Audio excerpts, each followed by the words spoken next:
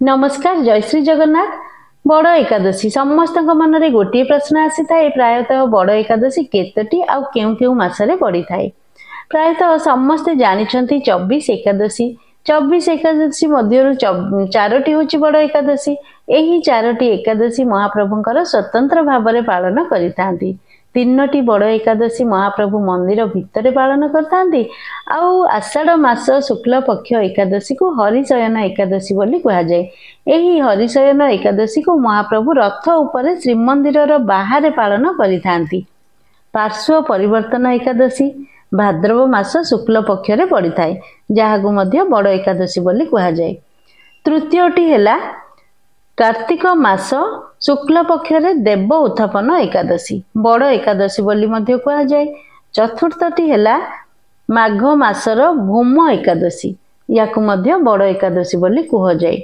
जो माने एकादशी तो पालन करिचंती आरंभरू करुचंती, जो माने नुआरे करबा को चाहुचंती से माने आषाढ़ मासरे जदि करिवे ठाकुर रथरे थिबे अत्यंत शुभ। जदि आषाढ़ मासरे किछि कारणरू करि पारि नांती से माने एबे जो कार्तिक मासरे देव उत्थापन एकादशी पडुची बड़ एकादशी, एई कार्तिक मासरू धरिवे जदि एकादशी भी बहुत भलो। किंतु गोटे कथा मन रखिथे एकादशी की जो भी पूजा पर्व करुचंती आपण माने जदि गुरु दीक्षा नहीं नांती गुरु मंत्र नहीं नांती ताले गुरु मंत्र नहीं कि एकादशी व्रत पालन करिवे। ता संगे रविवार दिन आमर एकादशी चलित वर्ष तो बहुत द्वंद्व हो जाइए। सबू पूजा पर्व दुई दुई दिन पड़ुची, तेणुक जोटा मो वीडियो मु ऑलरेडी कही जे जोटा राति पूजा सेटा पूर्व दिन आमे करबा, जोटा हैला दिन पूजा सेटा आमे ता पर दिन करबा। जेमती हमर दशहरा जागर ए सब आमे राति पूजा तो तेणुक आमे पूर्व दिन ही करदबा, कहीं ना ता पर दिन आ राति की किछि भी नथिबो। एइटा हमर हैला जे बड़ एकादशी हो अँला नवमी एगुडाक सब सकाळ पूजा, तेणुक आमे रविवार दिन पालन करबा।